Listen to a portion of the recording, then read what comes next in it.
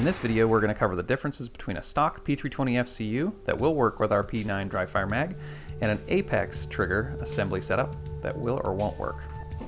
So this is a stock X5 Legion FCU with a skeletonized trigger and no modifications to the trigger bar, stock trigger bar, and no shortstop inserted. You can see that little bar there behind the trigger. That's the block that stops it, and that's the end of your travel as you pull your trigger backwards. Now here we have the generic P320 FCU you'd get in a P320 compact, just the bare bones right off the shelf at Ace.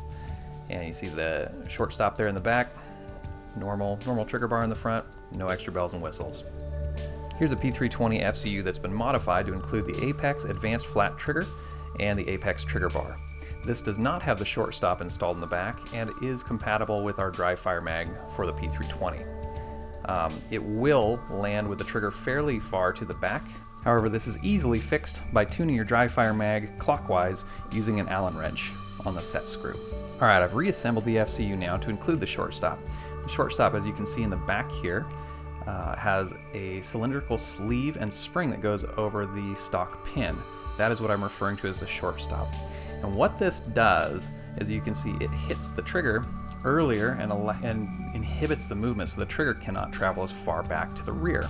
This is great for improving your sear reset, but it's terrible for your dry fire mag.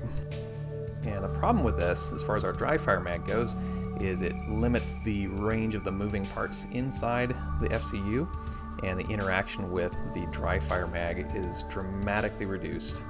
So, in summary, we can conclude that with the Apex trigger and with a trigger bar installed, your dry fire mag will work. However, if you have an Apex trigger, an Apex trigger bar, and a shortstop, your dry fire mag will not function. And this is true for any aftermarket trigger that includes a shortstop.